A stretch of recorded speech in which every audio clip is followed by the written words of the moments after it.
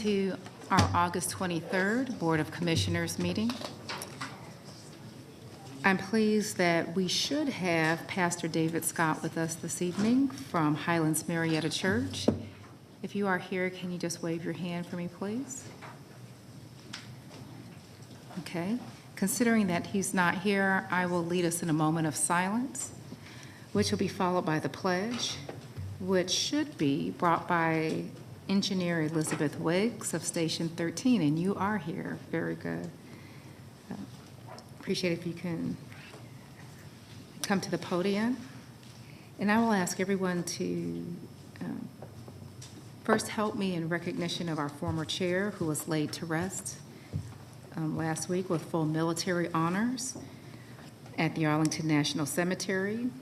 And we were fortunate to have our District 3 Commissioner, Joanne Burl, and our county manager attend the ceremony outside of D.C. Boyce was a retired Marine colonel, and he passed away earlier this year. And he was in the Marines prior to serving here for 3 decades. And so just ask that we honor him and recognize him as we go into our moment of silence. Thank you.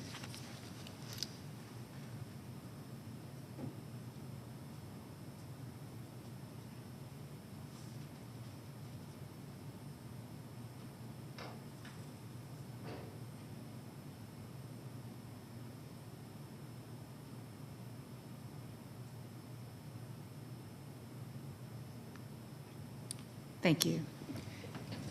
For those of you willing and able, please stand for our pledge.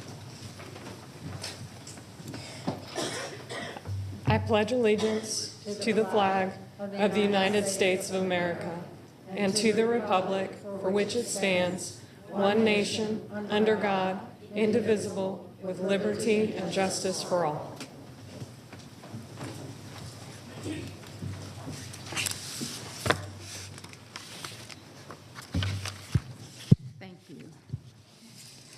Our meeting is now called to order. We are kicking off our meeting with a couple of presentations. The first one will be brought by Commissioner Richardson.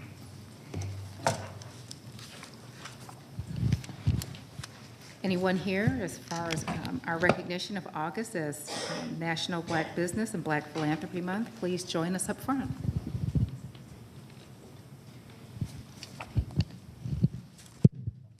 All right.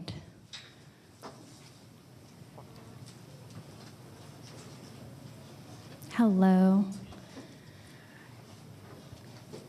So, August observes Black Businesses Month and Black Philanthropy Month to highlight the transformative impact and to engage policy changes for the roughly 3 million Black-owned businesses in the United States.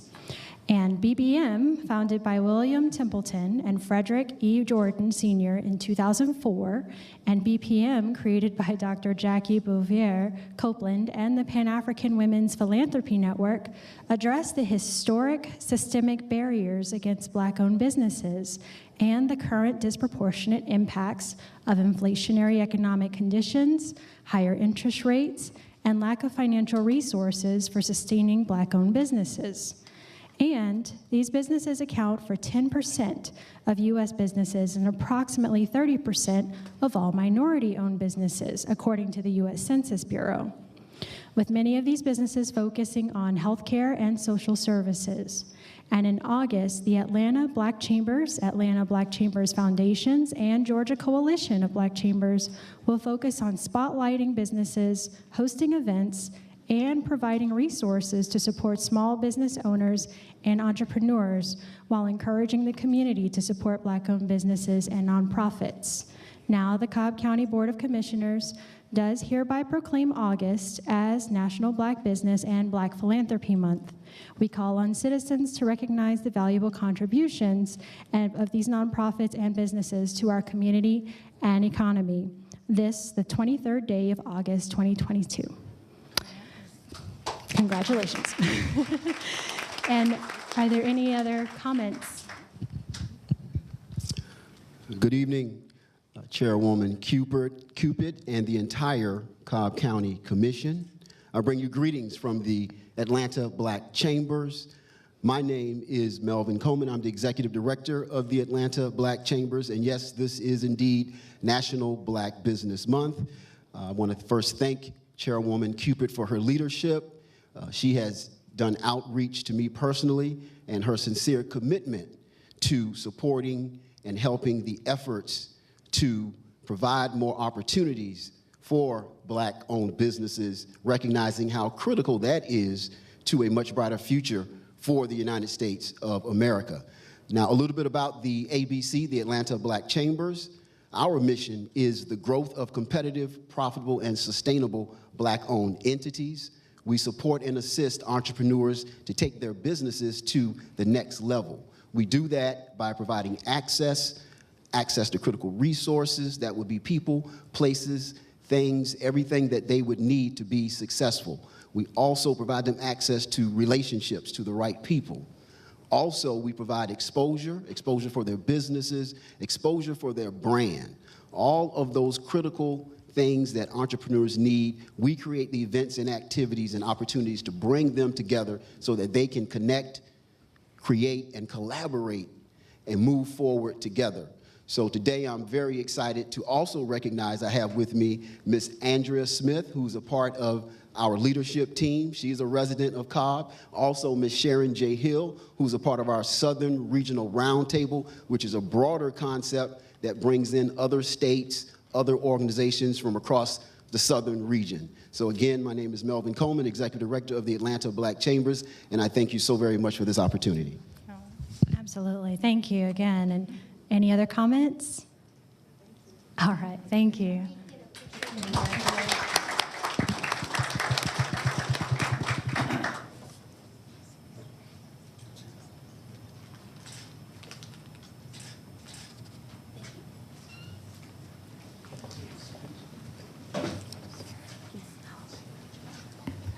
All right.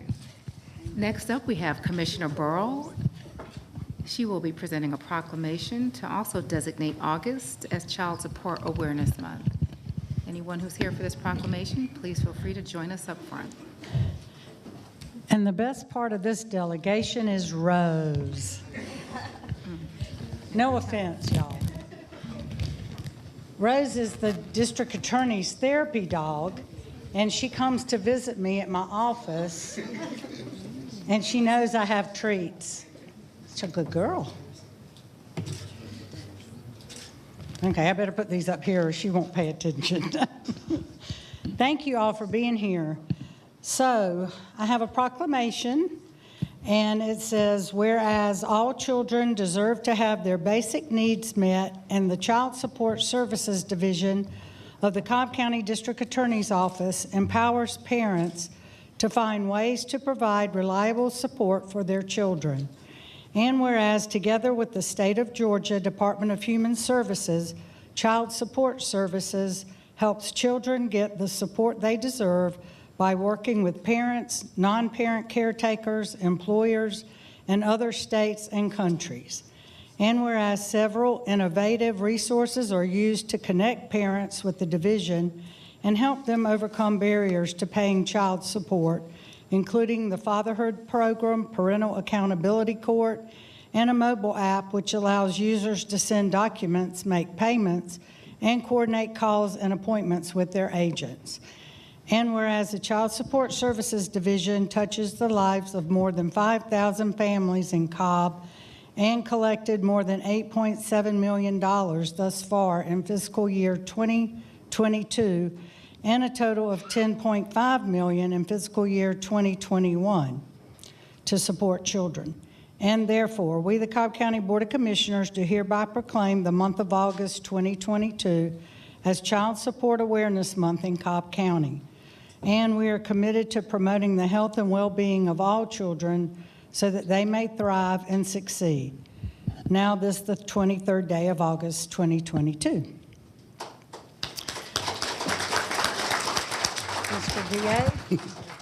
DA? Commissioner Burrow, Commissioner Chairwoman Cupid, and the rest of the Board of Commissioners, we want to thank you for this proclamation. I just want you to understand the importance of our Child Support Division. The division takes about $254,000 from the county to run its operations. The rest of its money it gets from the state or from the federal government. But in return, what they do with a staff of 18 individuals, they bring in $8.7 million into our community. The economic impact of that is $26 million. A lot of that money is spent in our communities doing the things that we need to do to make sure our children are taken care of. So about 2 months ago, we came and asked for that funding. It was approved by a 4-1 vote. And so we thank you, commissioners, for doing that, showing that you support our children and support the work that we do and making sure that they are healthy, reliable, and going to make us proud here in Cobb County. So thank you. And thank you and your team for all you do for us at Cobb, especially Rose. Anybody else want to say anything? Thank you very much. We have to take a picture, so.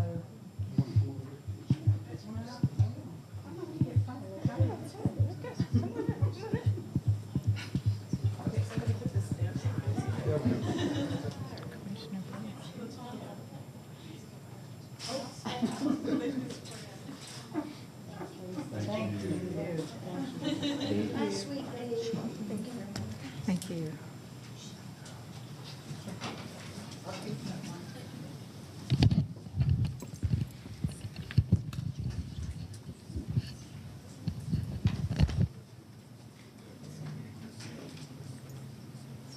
All right. That concludes our presentations for this evening. We are now at our first public comment. Thank you, Chair. As the board provides the podium for public comment, it's appropriate to review the related meeting rules. When you come forward to speak, please state your name and if you're speaking on behalf of an organization. All comments should be addressed through the chair. Public comment is not a dialogue with the board, but an opportunity for speakers to provide their comments to the board. The comments should not be impertinent, derogatory, offensive, or slanderous. To that end, the board encourages, regardless of the topic, for the audience to be respectful and courteous to all speakers.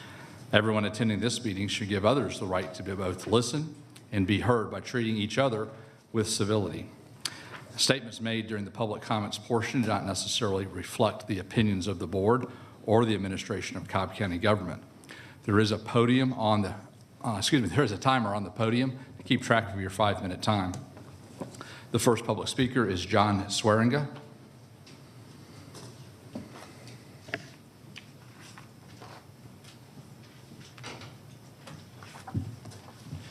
Well, that certainly is a hard act to follow, 2 fine awards presentations for a few comments about trash, but I'll try. So my name is John Swearinga. I have lived in East Cobb since 1997 with my wife and 4 children. We're members at a local church, and I was the president and chairman of East Cobb Christian School for over 20 years.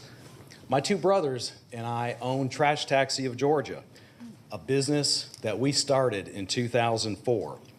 Today, we service over 16,000 residents in mostly northwest Cobb County. And in fact, early on in my career, I used to work for one of the largest public haulers on their corporate staff in 1990. But tonight I speak as a representative of the Independent Small Haulers Association. And a few of you are here, if you would just show your hands, please. Cobb County has not come and talked to the small haulers since 2019, as Dr. Jenkins mentioned today during the earlier session. The small haulers pick up about 90 to 100,000 homes in Cobb County, so probably roughly half of the county residents. And this proposal that is before us has huge obstacles that are set forward. And essentially, about 20 haulers in Cobb County could be put out of business.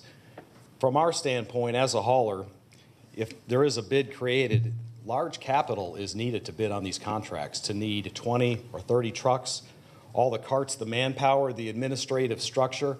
It's staggering to think of that responsibility on a small hauler. We face restrictions because there's no disposal capability that we have. The big companies have transfer stations. They pick up the garbage and take it to themselves and then pay themselves for taking garbage. So they have the income from hauling and the income from disposal. None of the small haulers have that disposal capability. Thirdly, large insurance bonding requirements are always part of municipal bids. That could easily add another couple $100,000 a year of burden on our businesses.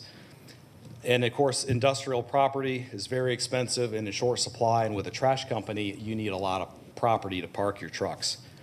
You know, the big haulers today, they're making headlines everywhere. They're struggling with their existing businesses. Even Gwinnett County, just 2 days ago, implemented a fine system, $50 a day for the first offense and subsequent fines for failing to pick up trash. I personally have had a phone call from one of those haulers asking, can Trash Taxi send trucks to Gwinnett County to help pick up their garbage because they were so far behind? Newnan, the city of Newnan, has just put their major hauler on notice. If you Google that just this week for breach of contract, they want to remove them. And the city of Nashville just terminated another major hauler and brought in a private hauler. This proposal, if enacted, could be a colossal failure. There's also constraints restricting equipment availability with the supply chain. Dealers are sold out. Small haulers cannot get equipment. The big companies have purchased everything available for 2023, and the used truck market is sparse and very expensive.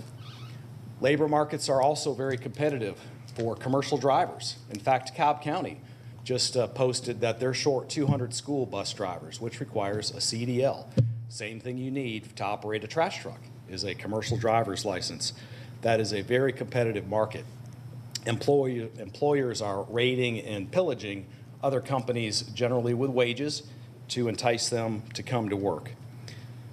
And the county just simply cannot legislate these massive headwinds of huge market constraint in supply in the labor market shortage. That is beyond the reach of this government. And then if you combine all of that with a low-cost bid from a big company, there's always the potential there's inadequate cash on their behalf to properly service the community. Small haulers earn business every day. We don't answer to the Wall Street. We don't answer to governments. We answer to our customers. We answer to you. If you don't like us, you fire us, right? And give us a bad Google review. But that's not an option when you have a county mandated hauler. In closing, we support the county beautification, and we appreciate Cobb County solid waste.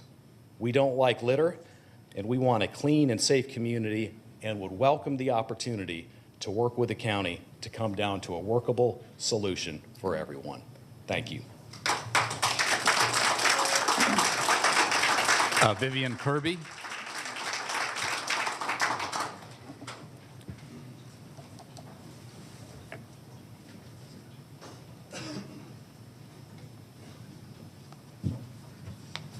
Good evening. I'm Vivian Kirby, and I'm here to represent citizens across Cobb County who are very unhappy with the proposed changes to trash hauling services, or Solid Waste Chapter 102, crafted by Jonathan Jenkins and Kimberly White. Their proposed changes are unacceptable and reckless. Why? Because it will harm the community in several ways. For starters, it shows a complete lack of understanding and respect for the citizens of Cobb County and its business community. Here's how it will harm the citizens. This plan would eliminate our freedom to choose the hauler who we wish to do business with. Please tell them to stop interfering with our choice. Our Constitution gives us guarantees of life, liberty, and the pursuit of happiness, and among them is having the ability to decide for ourselves who we're going to do business with. This proposal will further increase our cost in the face of double-digit inflation. We strongly object to increasing any costs to people in our communities who must make ends meet, living on a fixed income, whose purchasing power has already declined by 11.5% due to the local inflation. According to the Bureau of Labor Statistics, consumer prices in Northwest Metro Atlanta surged 11.5% since June of last year. This means that a retired person living on a fixed income of, say, $2,000 a month will now only be able to purchase less than $1,800 worth of goods and services. We reject any and all proposals that would further erode citizens' ability to pay their bills and just live. Furthermore, this proposal would harm local businesses. These changes would drive small independent junk haulers out of business and their employees out of a job. And who runs these small companies? Families who live amongst us, our neighbors. Worse still, it would eliminate competition within the solid waste hauling industry. Competitive markets are known to fuel new business creation, entrepreneurship, innovation, and it provides a mechanism for the efficient allocation of scarce resources and the efficient delivery of a quality service at the lowest possible cost. And instead, what would happen is that you'd essentially, through this proposal, would destroy the competitive nature of this market and turn it into a monopoly market. Jenkins and White proposal would lead to the mandating of a single provider who would be awarded a monopoly status within our county, and monopolies always restrict output and charge higher prices than competitive firms in competitive markets. And in time, the preferred provider would inevitably only have to raise their prices higher and higher. Why?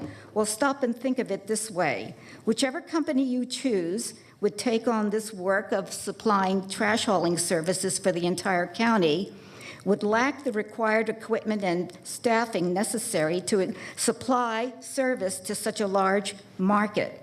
This would lead to trash being piled up across Cobb County and the release of a litany of complaints from consumers. You, as the leaders of the county, would be responsible for the massive pileup of trash and missed pickups. And you'd also have to be dealing with the consumer complaints. And when these complaints are not resolved, guess who will have to deal with it? You, the leaders who approved it, and who will pay? We, the taxpayers, okay, and the inconvenience that it would generate. Now, eventually, of course, the monopoly firm would acquire a larger fleet of equipment, machines, trucks, and a larger staffing, and that would lead to higher costs of doing business, and there would be then the necessity to raise their prices to cover their increased costs, which means that we in turn pay yet still higher prices for this single service provider, okay? Now, what I say is please vote no on the proposed changes of Jenkins and White. We want to have the ability to choose our own haulers. A zone system would eliminate competition and choice. Ms. Kirby, I'm sorry, your time's up. Okay, thank you. The next speaker is Jan Barton.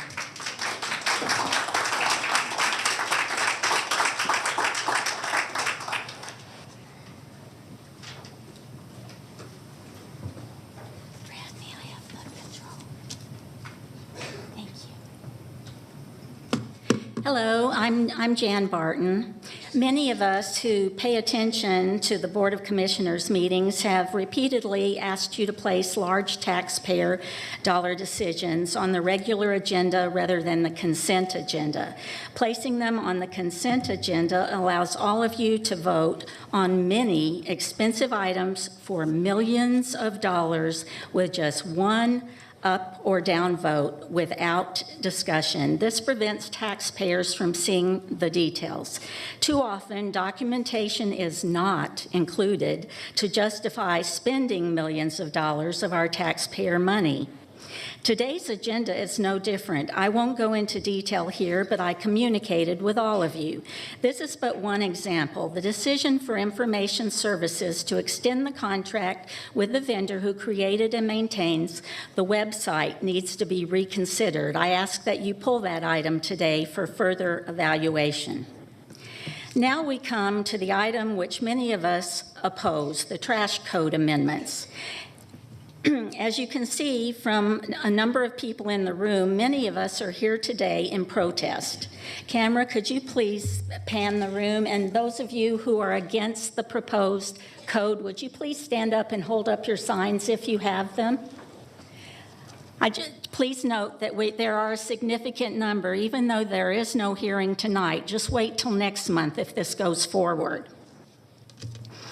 We strongly oppose the proposed code amendments to solid waste regarding garbage and recycling. With the current code, citizens can choose the best price, offerings, and quality service. With the proposed code, the county-controlled monopoly increases costs for worse service and no choice. The proposed code will destroy small businesses. There will be no choice after that.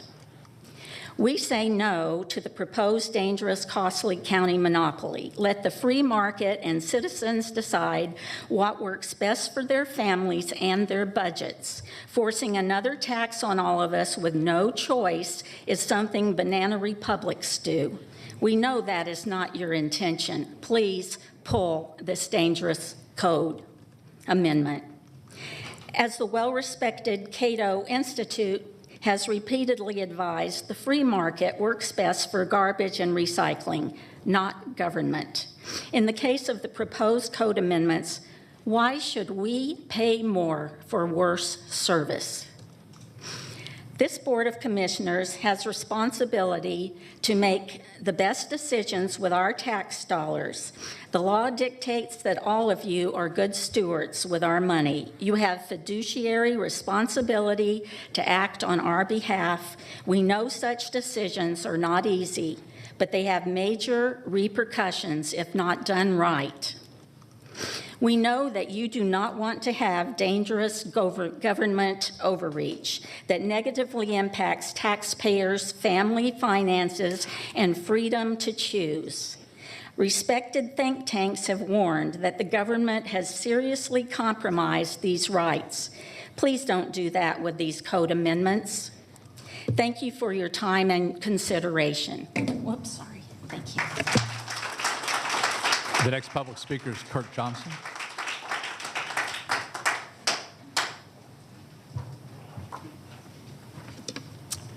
Well, thank you, Commission and Chairperson. I was a mascot for the Atlanta Hawks and the Atlanta Braves for 16 years, and so when she walked by, I was going to high-five her and then hit the floor just to kind of break the mood a little bit, because that's what a mascot does. So, my name is Kirk Johnson. This is my wife, Connie, and we've got two boys, Jeremiah and Andrew. We own and operate Junk Fox, a small junk removal company. We're a one-truck operation. We got our second truck today. We spent 12 years. I spent 12 years performing as Skyhawk for the Atlanta Hawks. I was the guy who was jumping and flipping around a ring of fire and dunking basketballs. One of my great experiences was to do Michael Jordan's last game here with the Chicago Bulls, and I performed in front of 60,000 people. So I've had some unique opportunities. And then I went on to be the mascot for the Atlanta Braves, Homer the Brave. In 2009, we created our own character to go into schools and churches and make a difference. His name was Gutsy the Flying Fox, and we would do motivational assemblies for 400 or 500 kids at a time about bully prevention or saying no to drugs or to prepare them for the Georgia milestones, these type of things. And my wife was the MC of the show, so it was like a family thing for us. Well, 2019 was our best year ever. We were traveling all over the United States doing schools, churches, libraries, county fairs, and then 2020 hit. And so everything that we did was in front of 400 or 500 people at a time. And so as you can imagine, 2020 just shut us down. So we had one thing that was still beneficial to us. We had a trailer. So I put out a neighborhood Facebook post and said, hey, who wants something taken to the dump? And people replied, how much do you charge? And I said, charge, huh? And so that was the genesis of our small business. So for the last 2 years, we've worked on growing our brand, and this was our pivot. And we've really learned to fall in love with our customers and to show up on time and to treat people well. And we've got over 40 Google reviews, and they're all 5 stars. We try to do our very best, and we value, we're members of the community. We live in Cobb County, certainly, as well as servicing it. Gutsy the Flying Fox became Gutsy Junk Fox. As it's been said, we're just not going to be able to compete with the junk the bulk items of the big guys. If they can, all these trucks, and they can bring a couch down. If you bring it down to a curb, it's $25. We're not going to be able to compete with that and still provide adequate income for our employees. So please don't make us pivot again. We've just gotten our second truck, as I mentioned. We're excited about what we do. We love it. And we don't want to have to stop after gaining a little bit of momentum. Thank you for your time. Hill Wright.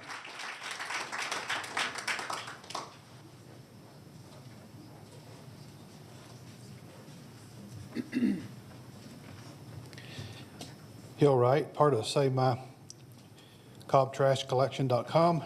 We've received numerous comments from the public. I'd like to share some with the board. Paul says, I don't want Cobb County involved in trash collection. Who was the bonehead that came up with this idea? Lisa Cupid has had several town halls on less important topics. Why didn't she hold some on messing with the trash collection, something that we all care about, and find out that this is a non-starter instead of wasting taxpayers' money on big nothing? Slide 1. He is right. The community and the industry who knows the business in Cobb were bypassed, and someone came up with a crazy fantasy. You're fumbling around in the dark today in the work session when there are people outside that know the answers to the questions you were fumbling with. I hear this pipe dream that some business owners should give up their businesses like forming a collaborative is somehow not giving up your business. Unless it's each business operating as a separate business, you're proposing to steal their business. Amanda says Section 7 of the Clayton Act prohibits mergers and acquisitions where the effect may be to substantially lessen competition and to tend to create a monopoly. Trash haulers competing with junk haulers is going to hurt junk haulers. Why are you even proposing directing businesses who are not equipped to operate in a market space to compete with other businesses in the market space? You think putting a trash hauler out of business that serves half of the market isn't going to blow up the market? Stop. Just stop. You don't know what you're doing. It's like the GPS at Cobb County is broken. Joseph says, have had this service for 53 years and very happy with them. Barry says, we are senior citizens on a low budget, so we take our trash to Cobb County Solid Waste on County Farm Road. We recycle everything and have zero to minimum trash. When we go on vacation, we visit families out of town. We do not need service. We do not need year-round service. Going to the county and paying $8.50 once in a while to dump small loads of trash is most economical for us. Another example of GPS broken at Cobb County. You have people who don't use trash service, and you're proposing to stop them from going to the dump. For God's sakes, put in 2 lines, one for the haulers, one for the individuals. Bob says, we don't want Cobb County operating our trash. Just look how poorly they keep up the roads, and the storm drains are collapsing everywhere. You can't even keep up with what you've got. Jim says, Trash Taxi is a well-run business doing a perfect job. I do not want to hire Bill because county government wants to screw with things. Just look at how they are going to add new housing units without proper infrastructure improvements. That bill will come due soon enough. The only thing they do well is close on holidays. I vote no. Josh says, big franchises like American Waste Management and GPL are not nearly as liable as professionals as our local small business. Levi says, I lived in Gwinnett County when they implemented a similar system and didn't go well. When I moved to Cobb a decade ago, I was happy to be able to select my own provider and continue to enjoy the freedom to change when I choose to, which I have done several times. While I no longer live in Gwinnett, I have family and friends that still do, and none of them care for the system. I don't wish that fate on my fellow residents. I think the county needs to slow down. Chairwoman Cupid says we need to move forward. I say not to have a realistic plan. That won't happen by September 27th. You don't know what you're doing. I'm calling for the whole solid waste section to be pulled from the code changes today. Take it to the people. Take it to the industry. You say there are complaints. Make that information public so the public and the industry can see it. Get a group of concerned citizens together with the haulers and work out how to make it better.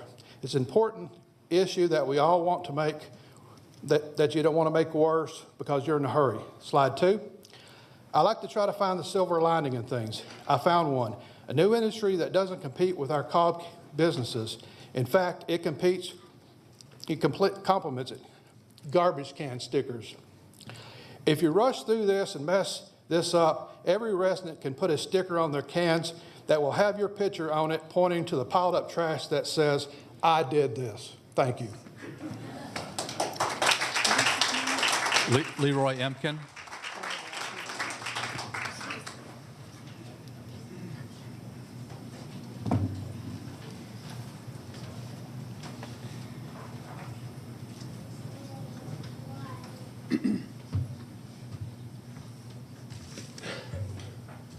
Leroy Emkin, I live in East Cobb. I'm not going to talk about trash collection. I'm going to talk about another matter that's being considered by the Board of Commissioners, and it is that a contract is being considered, and I believe will be voted upon today. Sir, please, sir, with, excuse me, sir. I know you've been here multiple times. Oh, I'm sorry? I know you've been here multiple times. Please state your name for the record. Oh, can we start the clock again then, please? I'm sorry. It's okay. Leroy Emkin, and I live in Marietta. Thank you, Chairwoman. Yes. Okay. It's in connection with what I believe to be a vote today on signing a contract with Accenture Consulting in connection with developing a strategic plan for a county-wide strategic plan for Cobb County. We're asking the Board of Commissioners to vote no contract. I've talked to many, many people in this county, and we have absolute confidence in the Board of Commissioners, in the county manager, in department chairs, who we believe have the ability, the qualifications, the experience to develop a strategic plan that would be appropriate for the county. And we do not need to have a contract with an outside consulting firm telling us how to do a strategic plan. We need to know what we're paying for the services provided by some of the leaders that have the ability to develop a good strategic plan. And I'd like to talk about how much we are paying for at least 4 of the leaders who I believe have the necessary qualifications. For example, and this is obtained from an open records request, this information.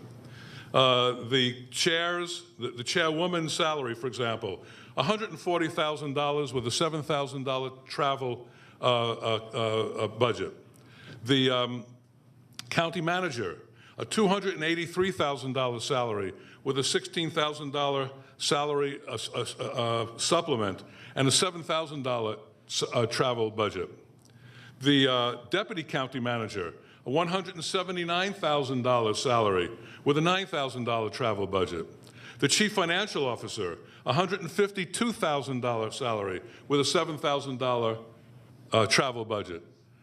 We're paying an awful lot of money for the leaders that could develop a good strategic plan. Why do we need a separate external consulting firm that we're going to pay $1.5 million to develop a strategic plan that our Board of Commissioners and department chair persons can do? The citizens of Cobb County, and by the way, next year they're expecting a 3% merit increase and a 12 to 17% salary increase. Who among us is going to get a 12 to 17% salary increase next year? The citizens of Cobb County expect all department heads to develop strategic plans for their respective departments and then work with the Board of Commissioners to negotiate the merging of each strategic plan into a Cobb County-wide strategic plan. We expect all department heads and the Board of Commissioners to have the necessary qualifications, skills, and experience to do that. If they cannot do that, then we expect those that cannot do that to resign and be replaced by others who can do that. We have no reason to believe that the Cobb County department heads or the Board of Commissioners are incapable of developing department-wide strategic plans and a county-wide strategic plan. However, we will interpret a vote of yes to proceed with a contract with Accenture or any other outside consulting entity by any member of the Board of Commissioners as an admission that said Board of Commissioner member does not have the necessary qualifications, skills, and experience. That is, if they vote yes for this contract, to necessary qualification, skills, and experience to work with all department heads for the purpose of developing a countywide strategic plan that includes the best parts of the department strategic plans. Such commissioner who votes yes should resign, since you would not be doing the work for which we are paying these enormous salaries. Bottom line, we are asking that the Board of Commissioners vote no. We believe you have the capabilities of developing a strategic plan countywide, working with your department heads to develop their respective department strategic plans, merge all these into a countywide strategic plan, and we don't need to spend $1.5 million of our tax money for an external consultant to do what these people are expected to do with these kinds of salaries. Thank you.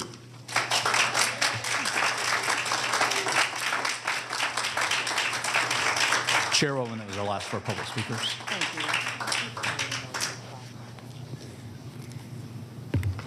That concludes our public comment. I appreciate the vote of confidence, Mr. Emkin, with respect to our capacity, and I certainly do believe we have a number of members of our staff who are quite qualified to do the work that they do. Capacity, however, is not just equated with qualification, but also with the bandwidth to be able to engage in certain activities. And I can assure you that the role that many of us have, that it takes a lot of time to be able to put forth the quality of a strategic plan that I think our county is deserving of, considering the number of residents that we have here, considering the breadth of our operation, and the amount of touches needed for this task. This is the monumental task that, should the persons that you named engage in it, we might not have somebody available to address the activities that you associated with the positions. If our finance director is conducting the strategic plan, then there may be less opportunity for him to take part in the other responsibilities that he's directly responsible for. Same with the other persons listed.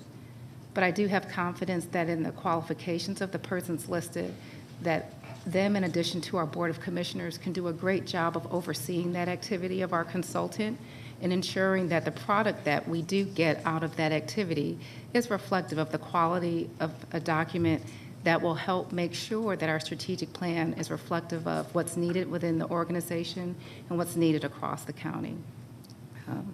Certainly, I think we all will all have opportunity to address this when we have the agenda item, but again, I just wanted to differentiate the difference between capacity with respect to qualification and bandwidth, and just a level of objectivity as well, and having an outside person being able to conduct this task. You know, unfortunately, being on the inside, we can be colored by our own experiences and do things with the slant towards what our own personal interests are. But when you have the objectivity of someone from the outside with expertise of doing these in multiple arenas, it can lend itself to have some benefit here when working with our leadership as well. So I think we'll have opportunity to address that, but I just didn't want that comment out in the atmosphere without it being addressed. Another thing, I want to thank our haulers who took the time to be here tonight. We certainly have heard from dozens of residents via email, some of them which are the providers of hauling service across our county. I also appreciate the fact that we did have some haulers attend our work session, and many of you have watched our work session here today. I want to emphasize that it was shared by every commissioner that there is no interest in reducing our services to one hauler per district. We are looking to address a number of policy concerns with respect to waste service that has been coming before the board for several years and have been addressed in multiple work sessions and also in multiple emails. There is opportunity for us to come together and find a meeting in the middle to address the concerns that have been shared with the board, and to also make sure that we have a viable business of haulers across the county. That is our interest. Today I put forward a desire to meet with haulers. I've actually heard again from some and spoken to one today. I think that we can come up with something that allows us to, again, keep this vibrant business within our county, to address the other myriad of concerns shared in the presentations today, and allow us to address the challenges, the very real challenges that are being experienced by citizens here in the county. And so I certainly look forward to collaborating and seeing how we can all come together to come up with a viable ordinance for this county. With that, I'm going to move on to our consent agenda. There was a request within the consent for the IS agenda item. Yes, I have it here. Oh. I did.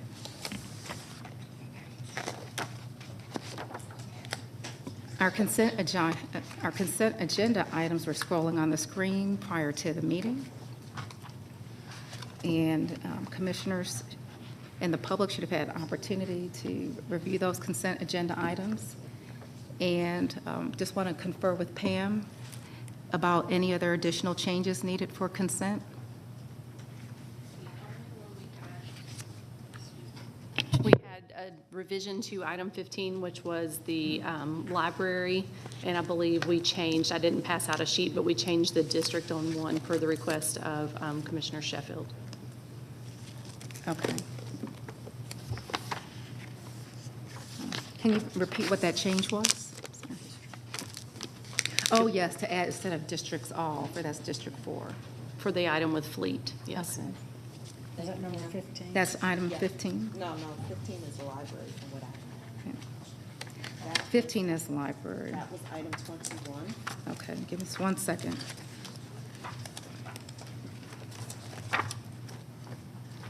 Yeah, so that's on page 132, and that will go from all districts to District 4.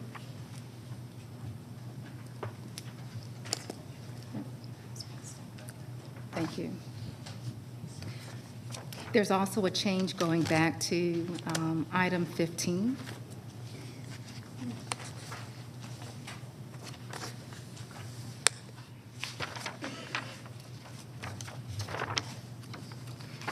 The changes reflected in the agenda item is to change the funding accounts, where if you look at system services under grant fund on page 111, where it refers to 270-080-L138-4455, all of the L's should be changed to S. I think that's the appropriate fund.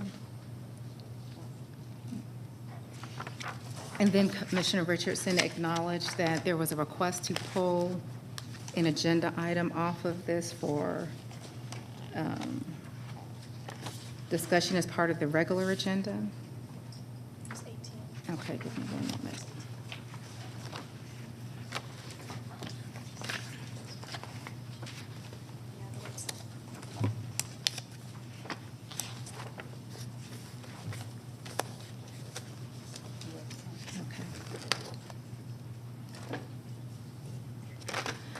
Okay, Commissioners, there's a request to pull agenda item number 18 regarding the website. It only takes one commissioner to actually pull an item off of consent, so we'll pull that for consideration. We'll have that item immediately follow our vote on consent. Yes, Commissioner. Thing on agenda item number 15, you mentioned that all of the L's should be changed to S. Yes. But there are 2 items where the figure, there are numbers that are changed also. I just want to bring that to Okay, your that's not attention. reflected. Okay, thank you, I see. Okay, so if you go down to materials, everybody has a copy of this pink sheet, so everybody can see the changes. Great, thank you. So then the number L138 should now be S139. Okay. So, Commissioners, I have the following changes to our consent agenda. I have the change to agenda item number 15. Again, as just stated, we are pulling agenda item number 18, and then we modified agenda item number 21 to reflect District 4 versus all districts. Are there any other changes to consent? So Commissioners, I move that we approve the consent agenda as revised and that we authorize the execution of necessary documents by the appropriate county personnel. Second. Second. Any discussion? Call the question. The motion passes 5-0. Thank you. With that, we will now go to agenda item number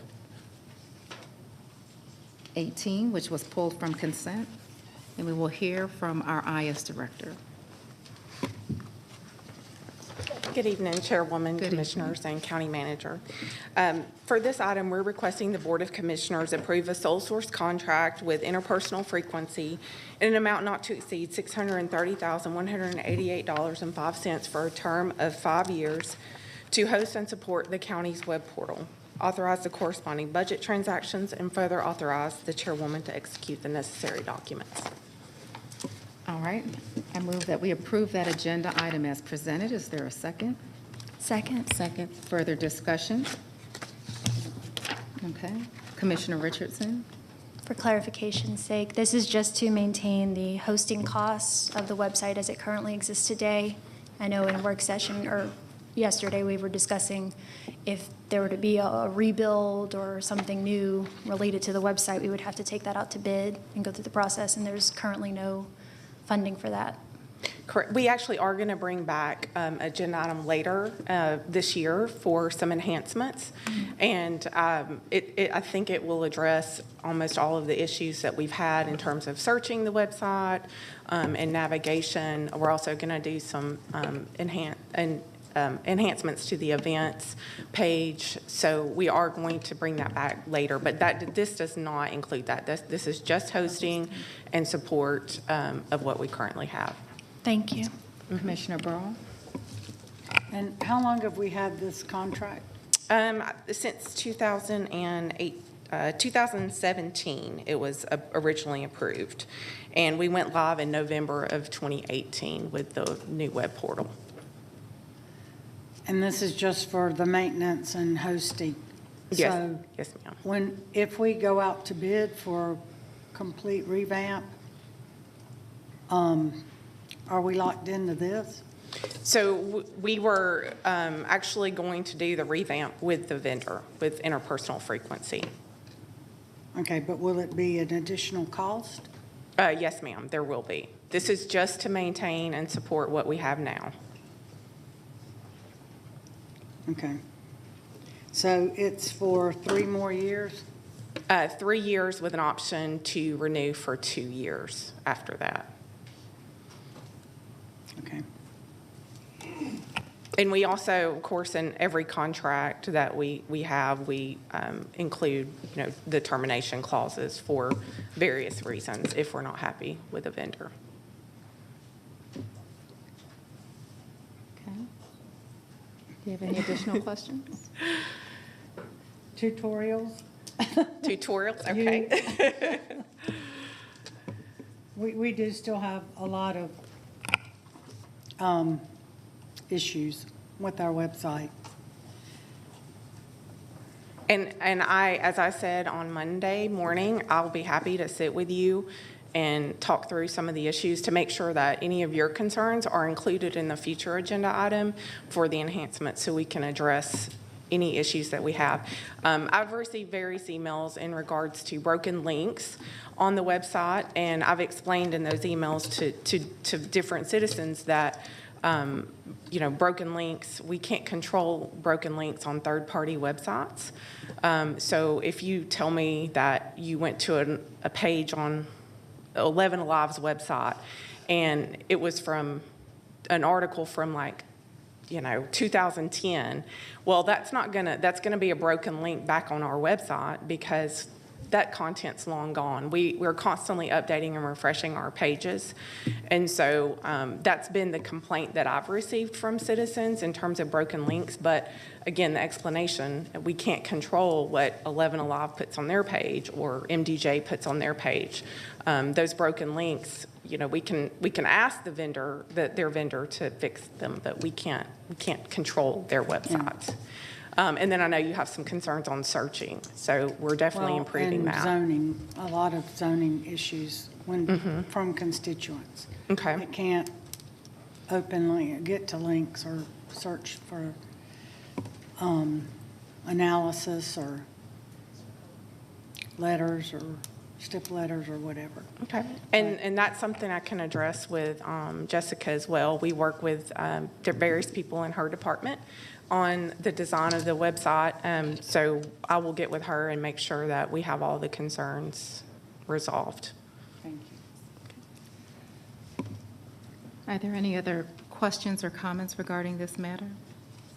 Call the question. The motion passes 5-0. Thank you, Commissioners. Thank you. Commissioners, we also have another modification to our agenda this evening. Okay.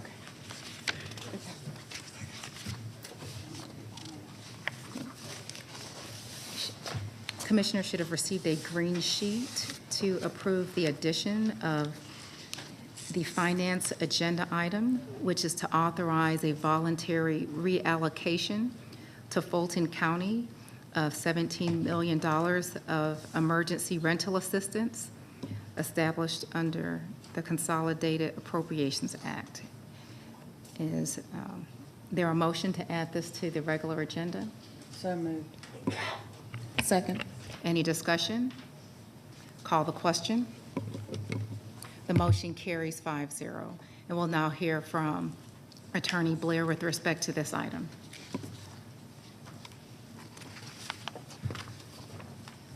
Good evening, Debbie Blair with the County Attorney's Office. This agenda item deals with the $40 million ERA1 reallocation that we received from the state of Georgia. The board approved the reallocation on January 25th of this year, and the funds were received in April. Due to slowing applications and applicants not being able to establish a COVID-related hardship, which is required for ERA1, we have only been able to distribute $7 million to this point.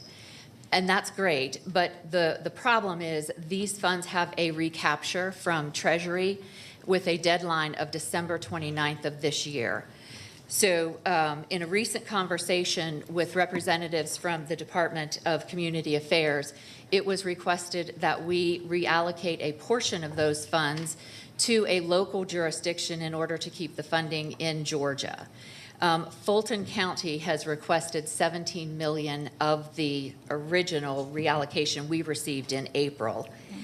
If this is approved tonight, Cobb County will send the funding, the $17 million, back to Treasury and will have no further obligation on those funds. Treasury will then forward that funding to Fulton County. We sign a document that is attached to this agenda item, and then Fulton County will also sign a document requesting those funds be distributed to them. This will still leave Cobb County with $16 million of ERA1 funding to be distributed by the end of the year, as well as our existing ERA2 funding that we have available. So rental assistance will still be available through our Cobb County approved service providers. It is requested that the board approve $17 million of ERA funding to Fulton County. That's it, to Fulton County. Very good. Thank you. Commissioners, I move that we approve this agenda item as presented. Second. Is there any further discussion? Call the question. The motion passes 5-0. Thank you. Thank you. We will now move to the County Manager's tab.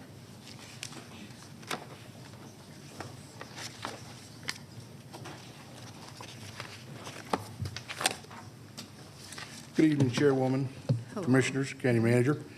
Our first item this evening is for the board to approve the ranking of the top 3 consultants that responded to the RFQ to perform an organizational performance review and assessment. Upon reviewing the submitted proposals and hearing oral presentations, staff recommends the following ranking. PFM Consulting, LLC is number 1, Accenture LLP, number 2, Raftelis Financial Consultants Incorporated, number 3. Upon board approval, staff will begin negotiating scope and fee with an agenda item forthcoming for contract consideration. Therefore, we ask that the Board of Commissioners approve the ranking of the aforementioned consultants. Thank you. I move that we approve this agenda item as presented. Second. Is there any discussion? Yes. Commissioner Burrow. Jimmy, will the agenda item come back with the price? This is just for Yes, ma'am. qualifications. This will give us a rank order of consultants. We'll begin negotiations with the top ranked. If they are not successful, we'll go to the second ranked, and then we'll bring a contract with a fee back to the board for approval. Okay, so they didn't bid on, there were no prices attached to the qualification? No, ma'am. Okay. I saw something that was $34,000. Is that not this? Is that No, ma'am. another agenda item tonight? Okay. Okay, Commissioner Gambrill. I thought when I asked you this question yesterday, you responded that $300,000 had been budgeted for this. It has been budgeted, but the consultants have not submitted any fee. 2 years ago, the board placed $300,000 in the internal audit budget to pay for a organizational review. It is carried forward, so there is a budget, but no scope or fee has been negotiated with the consultants yet. So when the RFP was sent out, was that put in there that essentially that was all that was allocated towards it? No, ma'am, we don't put out budgets. No, it was an RFQ, not an Correct. RFP, so it was just asking for qualifications. Correct. It's amazing if you put those budgets out, the fees come back awful close to that And number. we just put that number out there. Amazing how that happens. Is Okay, there- so it'll come back to us. Perfect. Is there any additional discussion? I'll call the question. The motion passes 5-0. Thank you, Jimmy. Thank you, Commissioners. Our final item is for the board to approve a contract with Accenture LLP to prepare a comprehensive strategic plan for Cobb County government. We're currently without an overarching strategic document that provides direction for the county. This 21-week work plan will engage internal and external stakeholders, as well as the public, to develop our visioning document and implementation strategy. Therefore, we ask that the Board of Commissioners approve a contract in an amount not to exceed $1,450,000 to prepare a comprehensive strategic plan for Cobb County government, authorize the corresponding budget transactions, and further authorize the chairwoman to execute the necessary documents. Thank you. I move that we approve this agenda item as presented. Second. Thank you. Is there discussion? Certainly. Commissioner. Yeah, so I do understand that there's a lot of sticker shock with this, and I'll share my comments on why I am in support of this particular agenda item. And, early on, we talked about the capacity of staff and all the wonderful expertise that we have within staff and the kind of data that we're able to pull, and that there is an expressed gap in being able to coalesce all of that in the capacity that's present within staff to do that.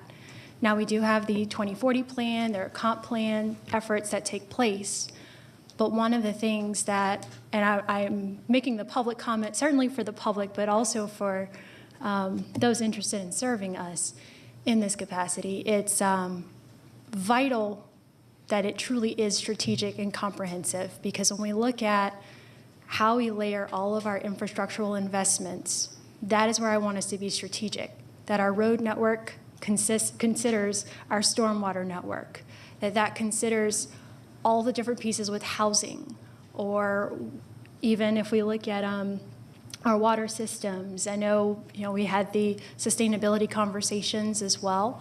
Those things should be layered and rolled into one another so that you don't have a bunch of different studies looking at all the different things and not being able to pull that information together.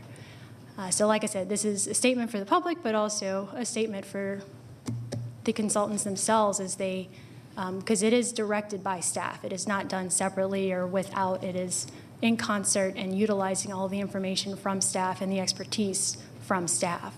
But this is a comprehensive plan, strategic plan that should inform all of our other downstream impacts and the long-term way in which we can carry our fiduciary responsibility in how we do investments. Yes, ma'am. Thank you. Commissioner, go ahead, Commissioner Sheffield. Jimmy, you and I have had, well, you actually spoke with all of the commissioners, and I expressed to you that this was also a sticker shock to me. And you explained to me or explained to us on yesterday that this was actually higher than the number that we see in the agenda book. If you wouldn't mind just sharing what that original price tag was. Yes, ma'am. During the original negotiations over scope and fee, the amount was at $1.8 million, $1.825. We were able to bring down that scope in working with our top-ranked consultant to get it down to 1.425. Okay. Also, my support for this item is much along the lines of Commissioner Richardson. And I know there was concern shared earlier regarding staff's making the parallel to their salary equal to their qualifications for taking on such a project, which, my doctor gets paid quite a bit, but I certainly don't want him to represent me in court. So I think that with what we're attempting to do here, we should definitely enlist the help of professionals. And as the chair mentioned, there may be some biases as we move forward in putting together this plan. And while we have very competent employees at Cobb County, this is grossly outside of their area of expertise and what they are paid and charged with doing on behalf of the residents, of Cobb County. I'm just looking forward to the details and the recommendation. Yes, ma'am. Commissioner Burrow. Well, first of all, I think I know that there is a need for a strategic plan to get everything in one place, but I can't support 1.44 million with all the other studies that we are doing with consultants that are $500,000 here and $500,000 there. And now we're wanting another almost $5 million for this. So I'm sorry, but I can't support it. Thank you. Commissioner Gamble, do you want to add anything? My understanding back in 2016-17 timeframe is when staff went and did a comprehensive evaluation and came up essentially with a vision of what their departments would look like over a 5-year period. In 2018, that's what ended up with the 1.8 mil increase in our taxes. It was in order to what the then former Chairman Boyce referred to as the 5-star county. The 5-star county, in my understanding, was the 5-year strategic plan that was put in place. Yet even here today, we have not taken any steps to implement that 5-year plan that was approved back in 2017.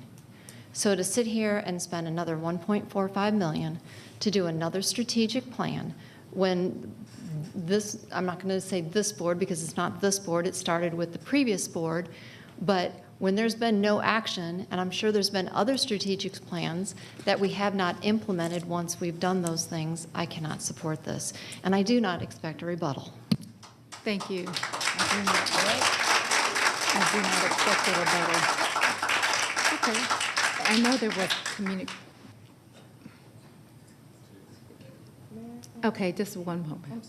I know there was a statement made with respect to staff creating a 5-year vision 5 years ago, and I would like for the county manager to address that. Thank you, Chairwoman, Commissioners, for the opportunity to address that. 5+ years ago, I sat in the county manager's conference room as a deputy county manager. And I sat there and I said, we talk about a lot of the things that we want to do, but we've never done a 5-year financial plan. That 5-year plan that we put forth was to start with restoring services for the residents of Cobb pre-recession. So that's was the impetus for the 5-year financial plan, really, was to sit down with staff and say, what does it take to provide the level of service that our residents expect here in Cobb? Because we had furloughs, we had lost a lot of people, a lot of things going on with the recession. So we asked the team who worked directly with me to come up with a 5-year financial plan. The financial plan was directly tied to services that we provide. And I'll give you just one example. Our parks director said, we have acquired probably 1,000 acres of land from whatever, whether it's the parks bond or people donating land to us or whatever. But I've not received the amount of staff to keep up with the amount of land that we keep acquiring, whether it's green space or additional parks. We have master plans that we hadn't developed. Staff talked about, well, if we really want to develop the parks for our commissioners, here's what it's going to take to do that. Time, resources, as well as human resources. So that 5-year plan was to look at where we were pre-recession and what is the vision, what kind of Cobb do we want to be 5 years from now. So if you restore our services, and by the way, it wasn't approved today, back then we would start out here is what we need. And in 5 years, because that board at the time said we wanted to be a 5-star county. And so what staff looked at was, what does it take to truly be a 5-star county? It was never approved. So I can tell you that we have not done a strategic plan. We have had you all or boards set strategic goals that you may have, things that you want to accomplish. But they have never really been wrapped up into a strategic, comprehensive plan where we can then say 5 years from now, we want to be this, this, or this in areas that you all have identified as priorities for Cobb County and the growth that we're experiencing here in Cobb. I hope that answered your question, but that plan was never implemented. Thank you, You're Dr. welcome, ma'am. Morris. Commissioner Sheffield. No, I was just a little unclear about the rebuttal response. It's okay.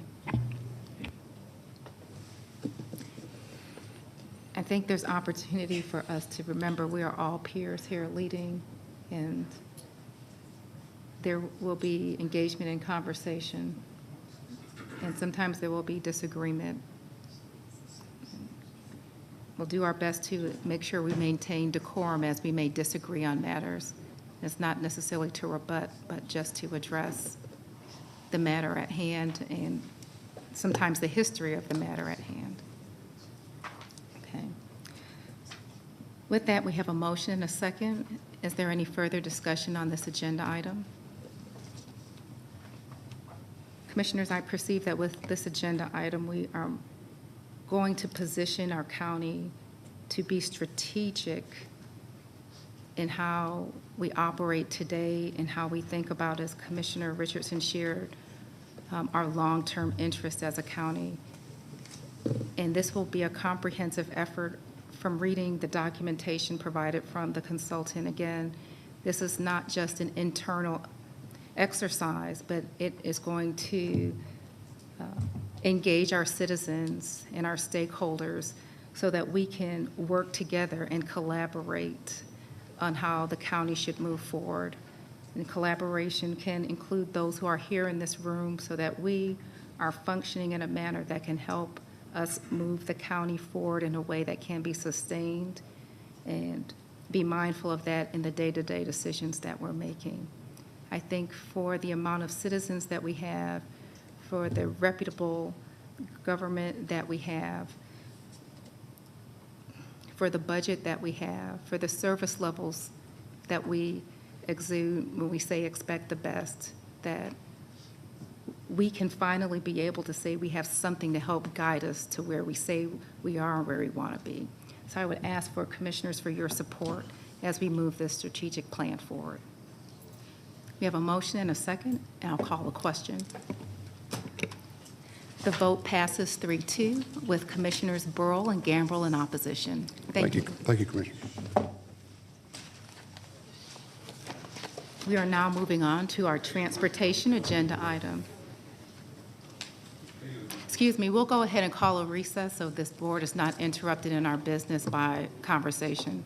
We'll come back in about 4 minutes.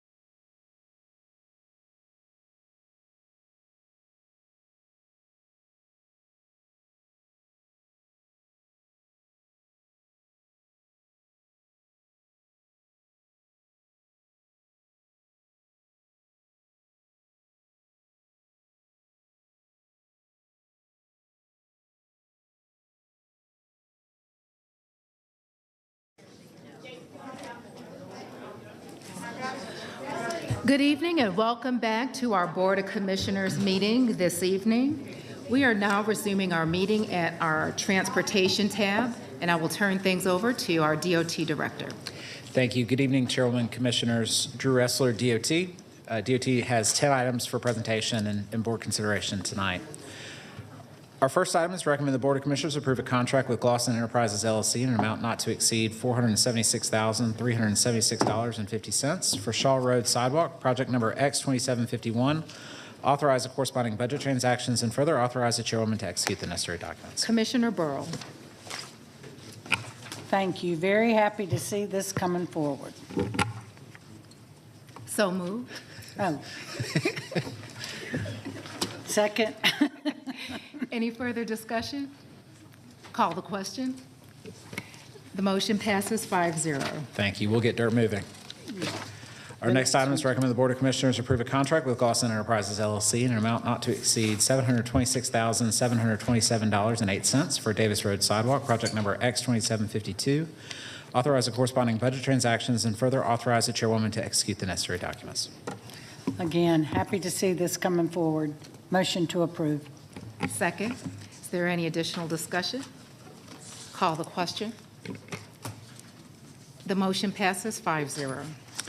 Thank you. Our next item is to recommend the Board of Commissioners authorize advertisement for and conduct of a public hearing prior to expending $100,000 or more for transit planning, engineering, and environmental services for Cumberland Transit Center Site Selection Study, Project E10C04, Marietta Transfer Center Site Selection Study, Project E10C05, and South Cobb Transit Center Site Selection Study, Project X2417, and further authorize the issuance of requests for proposals or task orders to secure required services. So moved as presented. Second. Any discussion? Call the question. The motion passes 5-0. Thank you. Our next item is to recommend the Board of Commissioners approve supplemental agreement number 1 to project number X2764, task order number 2 to the 2016 master task order contract with Kinley Horn and Associates Incorporated, in an amount not to exceed $25,000 for engineering design of Hillcrest Drive sidewalk. Authorize the corresponding budget transaction and further authorize the chairwoman to execute the necessary documents. Commissioner Sheffield. So moved. Second. Any discussion? Call the question. The motion passes 5-0. Thank you. Our next item is to recommend the Board of Commissioners approve a contract with D&H Construction Company Incorporated in an amount not to exceed $204,663 for drainage system repairs on Shallow Ridge Road, project number B2239. Authorize the corresponding budget transactions and further authorize the chairwoman to execute the necessary documents. Commissioner Burrow.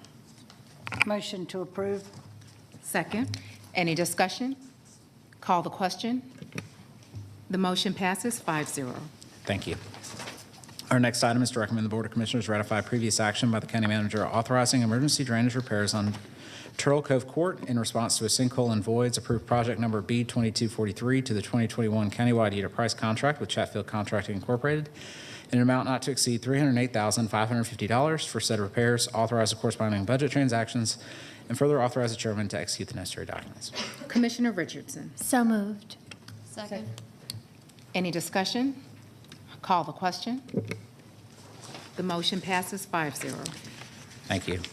Our next item is to recommend the Board of Commissioners approve change order number 1 final to the contract with Advanced Sports Construction LLC, savings to the project in the amount of $26,321 for installation of a traffic signal at Floyd Road and Glore Road, project number TR522. Authorize the corresponding budget transaction and further authorize the chairwoman to execute the necessary documents. Commissioner Sheffield. So moved. Second. Okay. Any discussion? Call the question.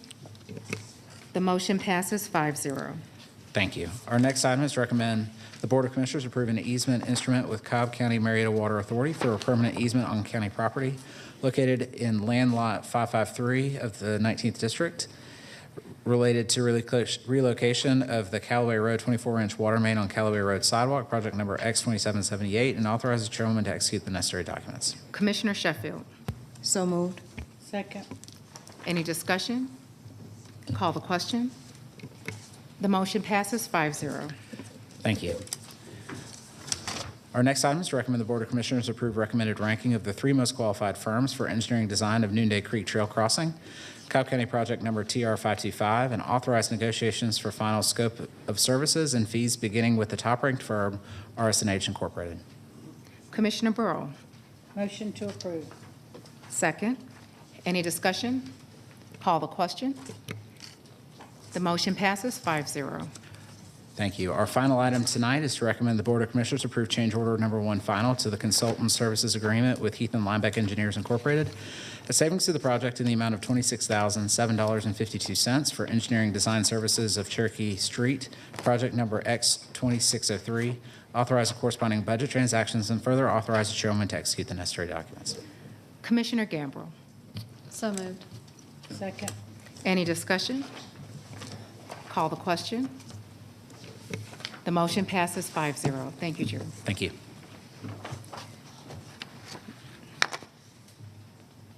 Okay, we are now at our Public Services tab.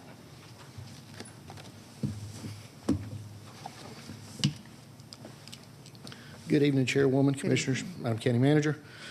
Our item tonight is for the Board of Commissioners to approve a contract with Integrated Construction Nobility Incorporated to provide construction services related to the restoration of a section of Sewell Mill Creek in Fullers Park under the 2022 Park Splash Program. Over the years, and even more recently, higher volumes of rain and several recent storm events have eroded the stream bank that separates East Cobb Park and Fullers Park. This work will stop further erosion and deterioration and stabilize the area. We ask the Board of Commissioners approve a contract with Integrated Construction Nobility Incorporated for an amount not to exceed $199,888.47 for construction services at Fullers Park for the 2022 Cobb Parks Splash Program, authorize the corresponding budget transactions, and further authorize the chairwoman to execute the necessary documents. Commissioner Richardson. Happy to see this. So moved. Second.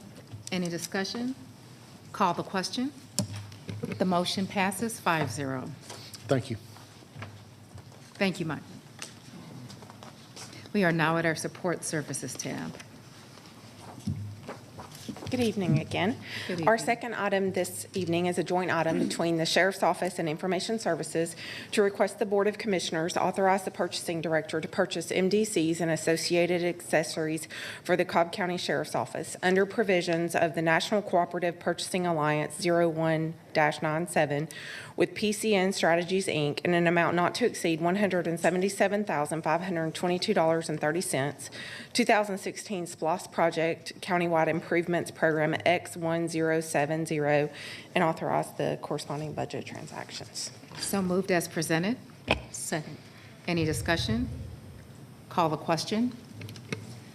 The motion passes 5-0. Thank you, Kimberly. Thank you.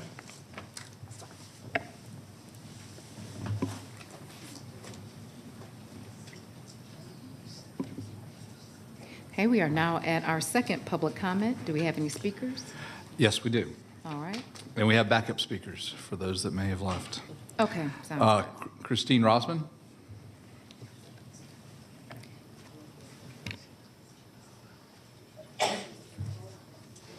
Good evening, Christine Rosman, Marietta. We're east of 75, so Leroy sometimes says East Cobb. I'm here speaking for myself, not on behalf of the group. And I used to be in the trash business, and because I live in the city of Marietta, we already have trash pickup. But this is so much more than trash. This is more about the government overreach that concerns me. And this time it's trash. What's it going to be next time?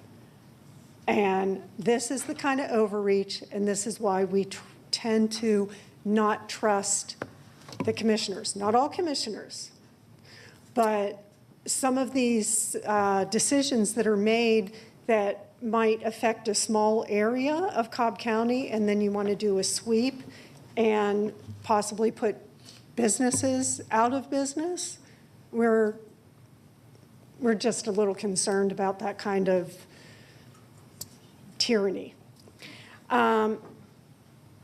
The spending is another issue that a lot of us have, and I know you all have like that Deloitte speak and the Accenture speak and the Delphi method speak and all that, and all the jargon and stuff of why it won't work and how, but basically, I don't know of any private enterprise that outsources that much on studies and then doesn't implement them. If I am correct about this, that is something that former Chairman Boyce said, is that they had a stack of $1 million studies that have never been implemented. So this is, unless he was fabricating, I don't think he was, but these are the concerns that we have. It's easy when you're spending somebody else's money, I guess, but we're not happy with it. Thanks.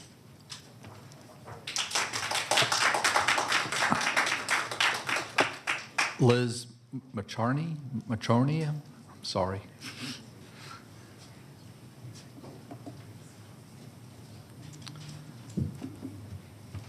Hi, Commissioners. My name is Liz Marchione, and I've been a Cobb County citizen for almost 35 years. I've owned a home or homes in Cobb County for over 30 years, and I'm just coming to express myself as a citizen and on behalf of several friends and neighbors that I've been talking to and who have talked to me about the trash issue and the proposed amendment to the trash code. A lot of the people that I've talked to, pretty much everyone that I've talked to, they want to keep their trash hauler, their supplier. They've done their research. They've selected the business people that they want to do business with, people that they trust that can come pick up their trash, do the things that they expect with their trash, follow up, and it come at a certain price, and that's what they expect from their trash hauler. And they don't want those decisions to be taken away from them. They don't like government overreach. They want freedom of choice in selecting the businessmen and Cobb County business people that they do business with. They don't want the government to do that. They don't want their county to do that. They want their choice. I support the local trash haulers that have been here, that have startup businesses or who have been here for a long time. We have to consider those people. They've developed relations with their customers. When I started selecting my trash hauler, when I first moved into my new neighborhood, you have to figure out who you're going to select. You take recommendations from neighbors, et cetera. You make calls. When I started out and picked my trash hauler, I had several issues. I was able to call the trash hauler, give them an opportunity to make corrections based on my issues, and when they didn't, I was able to go out into the free market and select another trash hauler that I'm very happy with and have been happy with for many years. Everyone wants that choice, that freedom. They don't want their government coming in and picking up their trash. You know, it really begs the question, what's next? I mean, here we're just talking about trash. I don't want my trash fees to go up, and I want to keep my trash hauler. But what's next? Is now the county going to come in and tell me who my plumber or my electrician is? Who's going to put the roof on my house? Who's going to cut my grass? Is that next? It really begs that question. It's something that I hope that you all really consider. We don't want our expenses to go up. Suppose this goes through and you guys select our trash hauler for us, who am I going to call? That trash hauler's office if I have a complaint or my trash doesn't get picked up, I have some issue, or am I going to be calling the county? Or do I start with that trash hauler and then I have to go to the county? How long does that take before the issue is handled? Why do we need another extra layer? Extra layers cost money, and everyone knows that. I'm in support of freedom of choice for businesses, and I support local businesses and Cobb County businessmen. So thank you so much for your consideration, and please, I hope that when this comes before you that you oppose any amendment to this code. Thank you. Thank you. Verna O'Calley.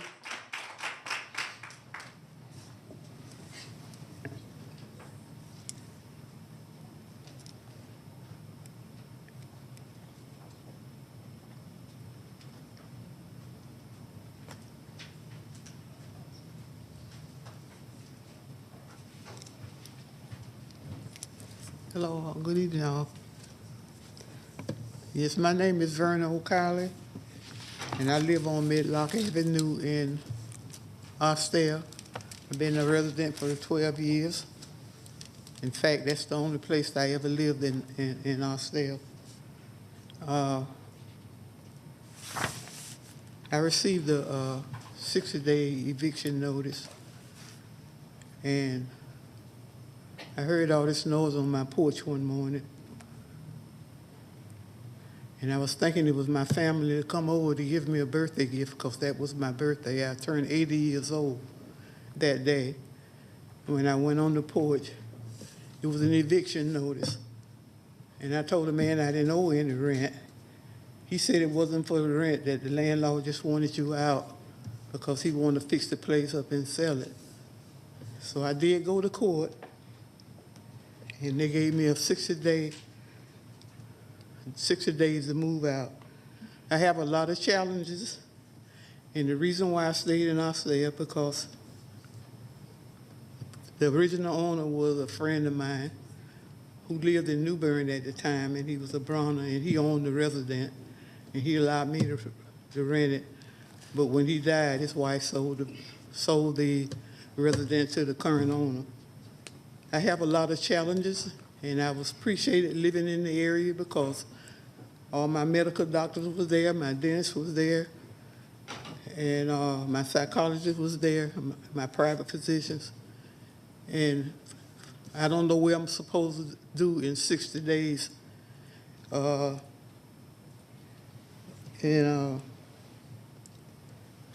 did meet Monica about a year ago, and I ran into her again the other day. And I was telling her some of the issues that I was going through when I saw her in court. And she didn't give me a lot of advice on some of my issues, and I really do appreciate it. I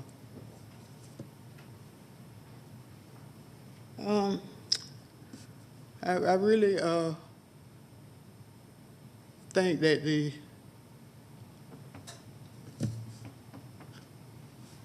the county should look at these issues concerning rental protection for the renters, because the landlord has his rights, so the tenants should have their rights.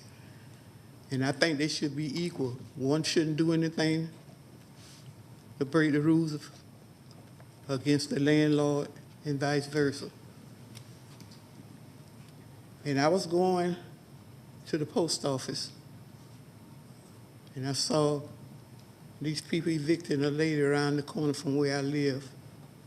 I think she was at work, and they was sitting the furniture outdoors in the yard. And when I came back through, it had started raining, and all her furniture got wet. And maybe about 2 days later, I was going through there again, and I saw we had hired somebody to break the woman's furniture up and put it into one of these big dumpsters and haul off. We have to do better than that. That's not right at all. I mean, people have a right to. Well, they're supposed to pay the right rent too, but they have to have a better way of evicting people when they don't pay their rent, rather than going through those procedures. And they have to have another some kind of protection for people like me, who I paid rent for 12 years there, and all of a sudden I got to get out in 60 days. Now where I'm supposed to go? I don't have any family here. The only somebody I know is Monica. So I'm asking you to consider it. I mean, you have to come up with some good rules that are going to be both beneficial to both the landlord and the tenant. The tenant has just as much right as the landlord. The landlord has his rights, but the tenant has their right too. They're not living there for free. I know I didn't live there for 12 years for free, and all of a sudden I get an eviction notice on my 80th birthday. That's not right. And the commissioner needs to do something about that. They need to come up with some strong rules and measures to stop this kind of eviction. It's just not beneficial, and it's not helping the community at all. Thank you. Monica Delancey.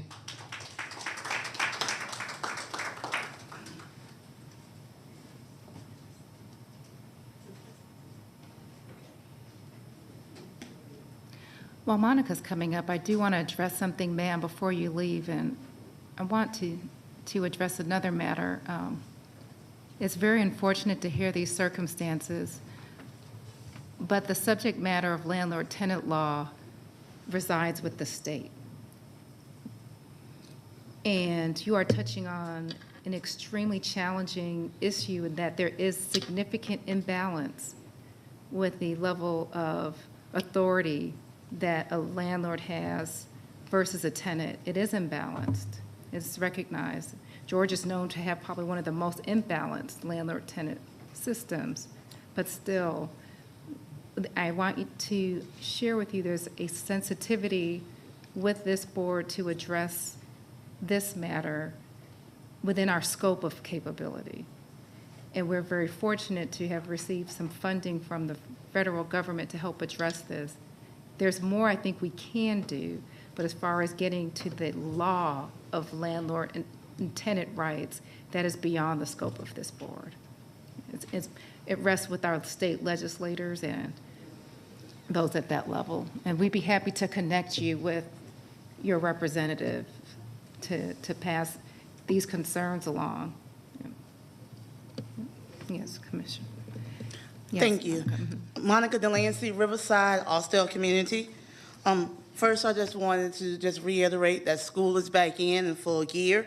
A few of our schools have already hosted their open houses, and then we have a lot more are going to be taking place in September.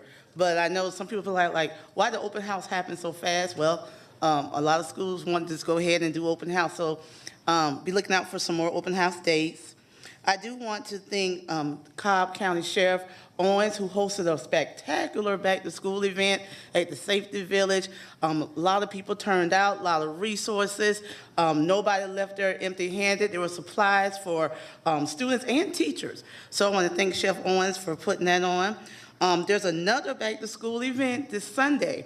Your neighbors in Austell, City Councilwoman Elder and Valerie Alderson, City Council women, will be putting on a back-to-school event at, I want to say the Collier Center on George Workers Boulevard on Sunday, August the 28th, from 1 to 5 p.m. So they asked me to share that. And then next Tuesday, August the 30th, the NAACP will be hosting an education forum. If you would like to know some more logistics, reach out to Cobb NAACP President Jareen Bonner. And the South Cobb Business Association will be awarding 3 scholarships on September the 7th to Jada Roach and Christopher Bird, who are graduates from Pembroke High School, and Madison Lattimore, 2022 graduate from South Cobb High School.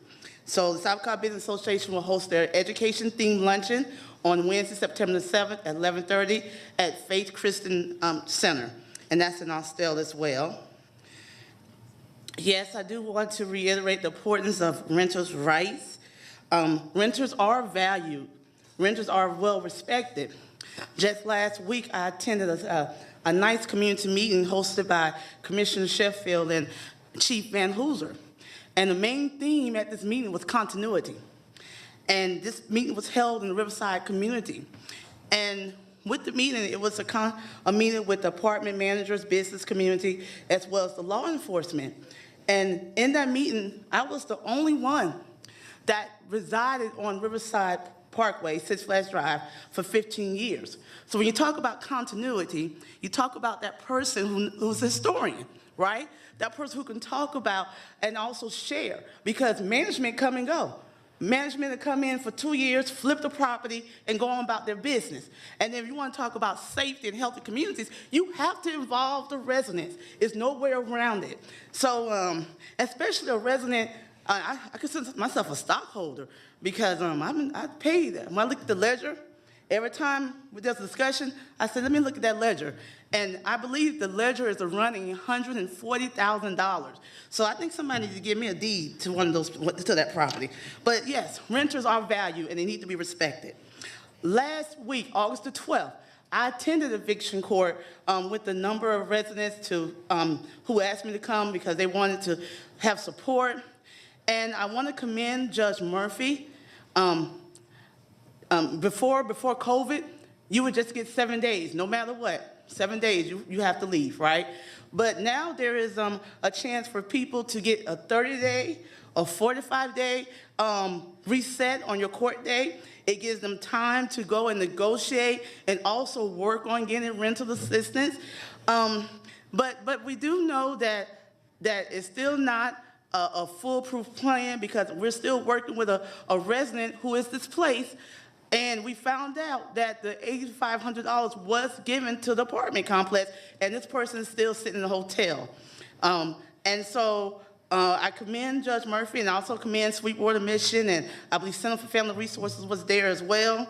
But we do know that before COVID, people were behind on rent because they wasn't paid enough. And August the 12th, the court times were 9 o'clock and at 1:30. I attended both those times. I stayed the whole day, wall to wall, with black women holding their babies, wearing their uniform because they had to get off work early to be there. And and they're saying that even though they get the assistance, they know they're going to be behind again because, you know, people are just not paid enough money to keep up with these rising rents. So yes, we're going to have to be intentional on making sure that we have continuity, collaboration, and making sure that we have a safe, affordable place for everyone to be able to thrive. Thank you very much. Amy Barnes.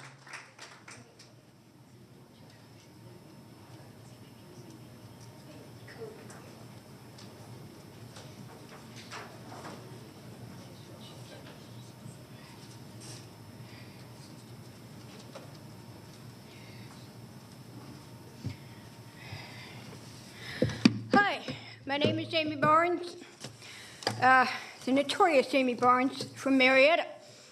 Now, I have here this proposal for code amendment, and I read through it page by page. It is approximately, 130 pages of attack on small businesses. It is war. It is literally waging war upon the smallest people in the county. I pay enough as it is for my mechanic to fix my car. I should not have to pay an increased cost because you propose for my mechanic to not be able to park as many cars in the lot that he bought and paid for. Restricting the number of cars to 3 per bay will increase the cost by limiting a mechanic's ability to flea flick between jobs. They literally use their parking spaces to manage the jobs that they work. They cannot operate efficiently if they are restricted. So you're literally seeking to destroy the profits of mechanics and their ability to plan. Now look at this whole ungodly thing, this beast, this monster called the trash program. And I see a problem. I look at this attempt to tie in a certificate of occupancy to a fee.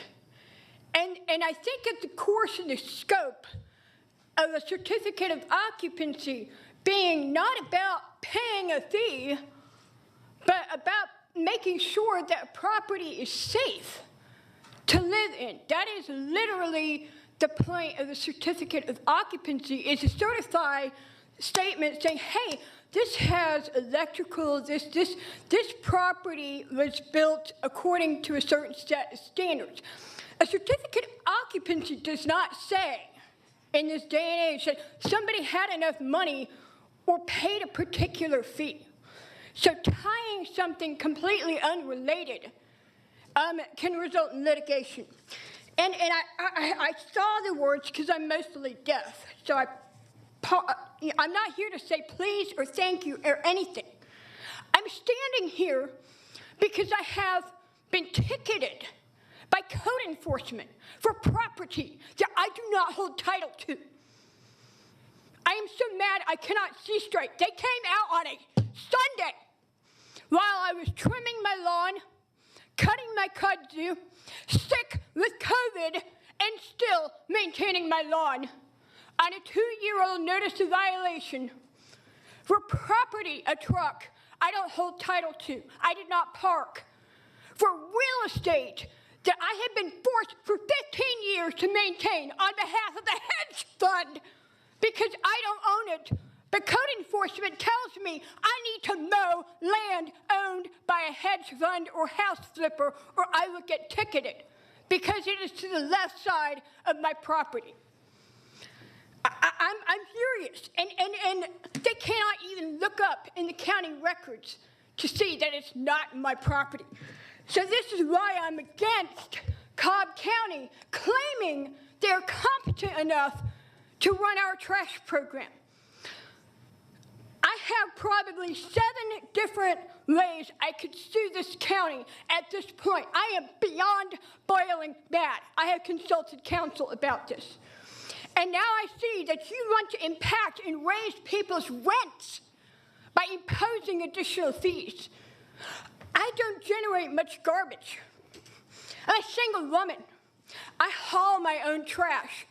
I do not want to pay a fee on top of buying a $1,500 trailer. Last month, I paid $1,500 for a trailer so I can stop renting U-Haul and haul my trash with my own trailer. I now have standing to consider a lawsuit, and everybody here can reach out to the Institute for Justice because this is unjust. This is overreach. I did not vote for an HOA. The people complaining about trash can call a ambulance and sue the companies that are not doing their job. That is the remedy, not a takeover. Power to the people. Derek Cafe.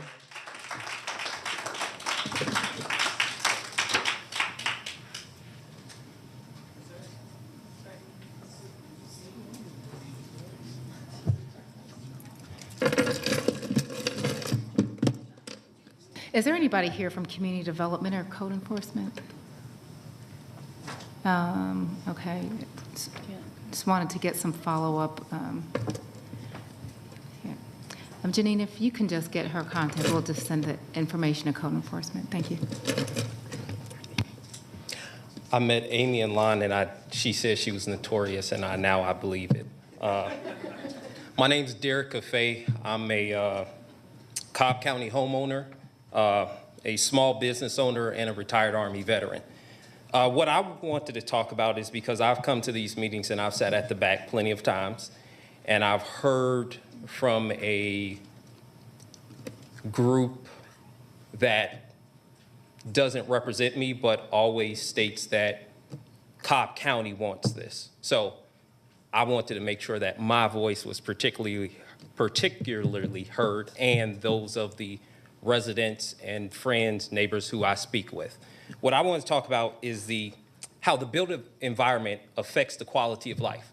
And although, once I heard the story of this woman who talked about eviction, it kind of tugged at my heartstrings because of obviously I have a grandmother who looks very much like her, and I'm also a landlord here in Cobb County. One of the things that the Board of Commissioners absolutely can do is handle zoning. And zoning helps the built environment, that deals with housing supply, that deals with transportation, ability to get around, the feasibility of that transportation. Because obviously, if you have houses all spread out, it doesn't make sense for a bus route, because simply it doesn't make economic sense because they're not picking up enough people at one location, because everybody's spread out, gas costs go up, wear and tear goes up. We're dealing with, the ability to have a quality of life. We're dealing with, ability to run into people. A lot of times when you're commuting, what's happening is you get out of, go into your garage, commute to where you're working, you come back home. You're not running into anybody because it's not a walkable environment. It is meant to be a car-dependent environment. And that is not something I want. I want, as a homeowner and as a landlord who has been in this county since 2012. I want more density. I want the ability to use my land. I'll say I agree with a lot of them because they talk about government outreach, or go overreach. They talk about free markets. Well, guess what? I own land. Why can't I build more housing to be able to house this woman? Why can't I do that with my land? Why was it taken from me before I was even born? And I want that back.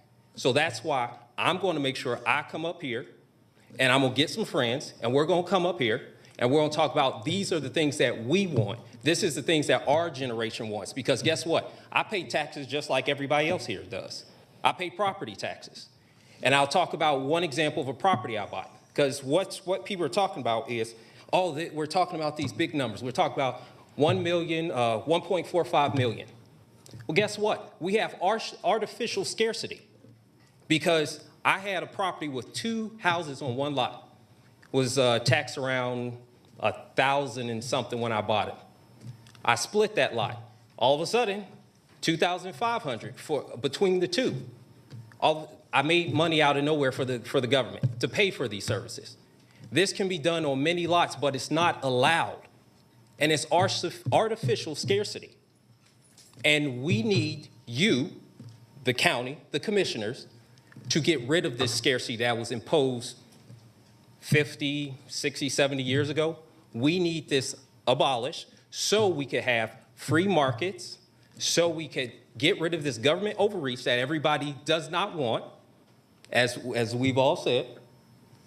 And we need to allow the people to have the right to do what is best for the people.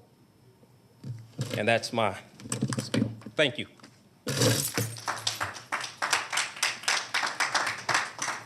Chairwoman, that concludes the second portion of our public comment.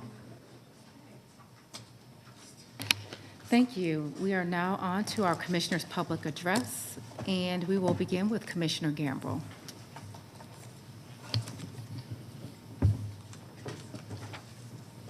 We had a great turnout at our Sit and Sew last week. The American Sewing Guild hosted a sit and sew, and expert seamstress from the Guild guided North Cobb Library patrons to make a lined drawstring bags. The bags are both functional and very creative. 21 bags were made that day.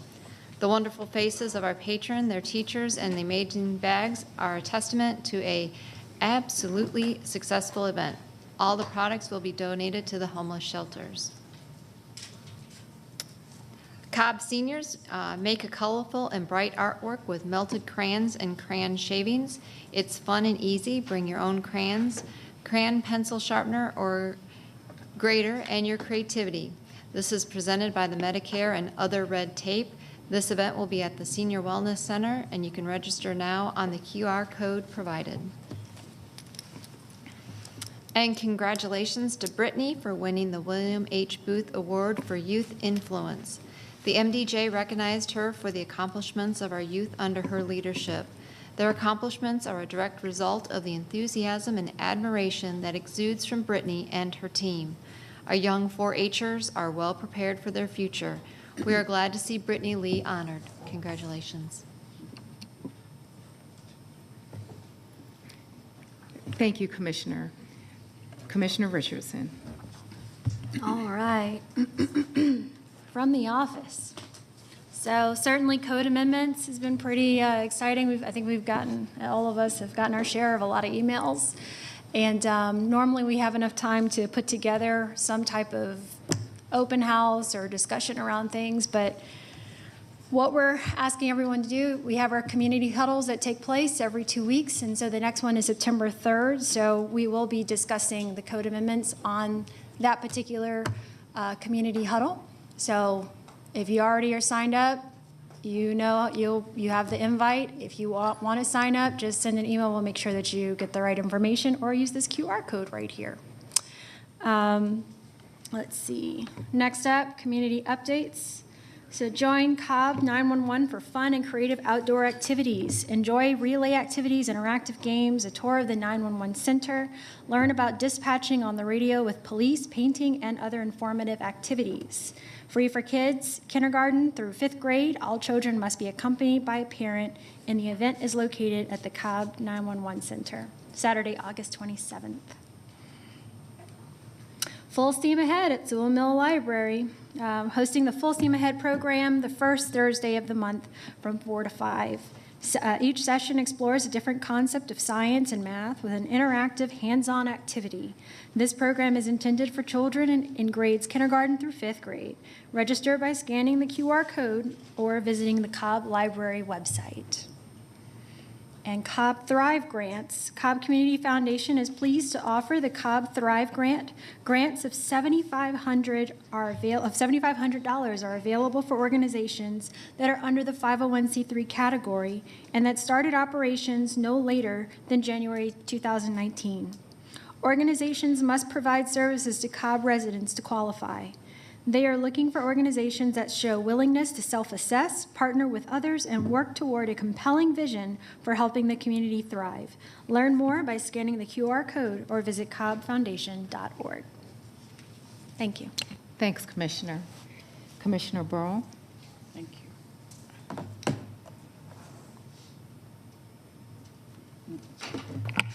I was waiting for this slide. The Cobb County Police Department invites you to attend the Community and Faith Forum this Thursday, August 25th, at the Public Safety Training Academy at the East-West Connector in Austell. This is an opportunity to meet Cobb County PD's new leadership team and hear their vision for the department and the direction they will be taking as they deal with violent crime and the safety of Cobb citizens. The goal is to build trust with the community. The Community and Faith Forum was created to promote harmony within Cobb County by bringing together different faiths and beliefs to discuss challenging social issues and raise awareness. It is free and open to the public.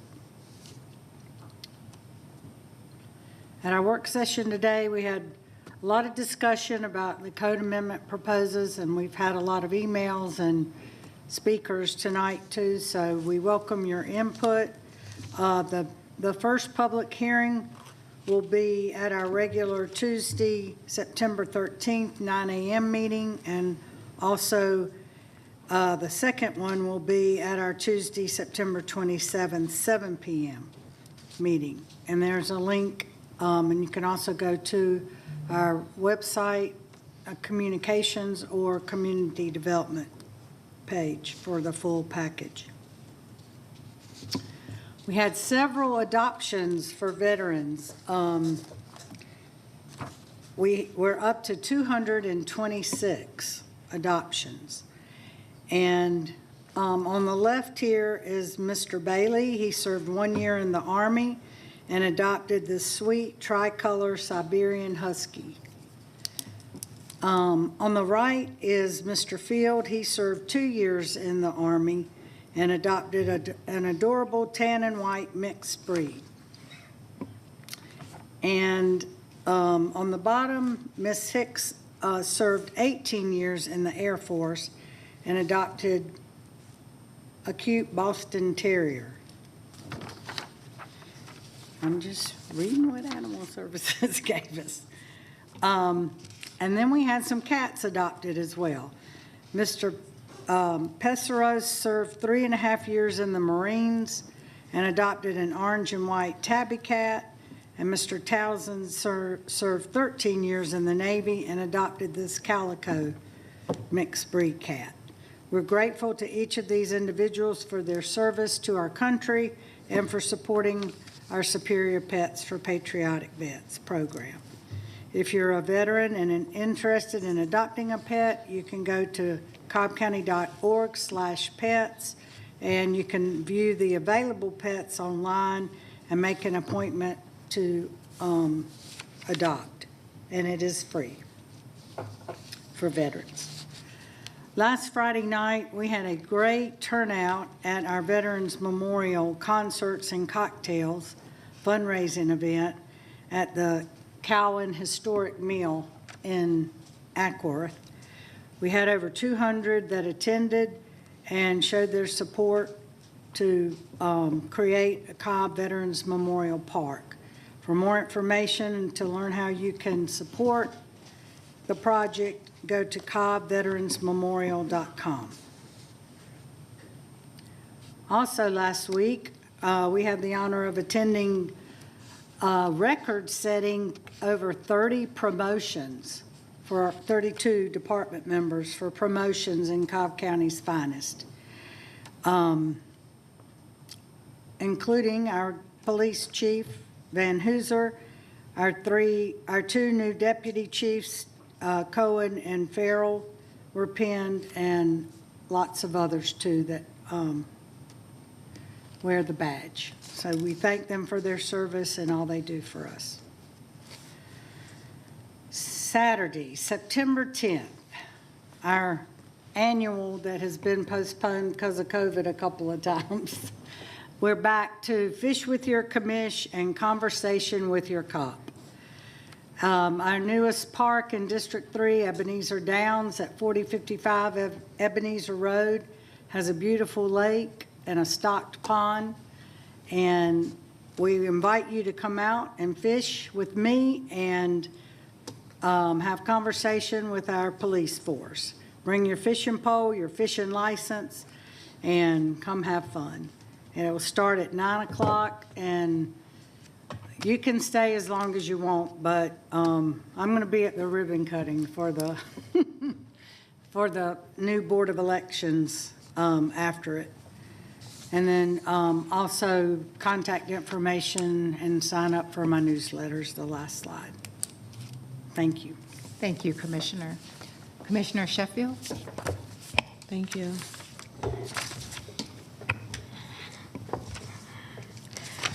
Cobb County Sheriff's Office hosted a ribbon cutting for its new South Annex Station on August 18th.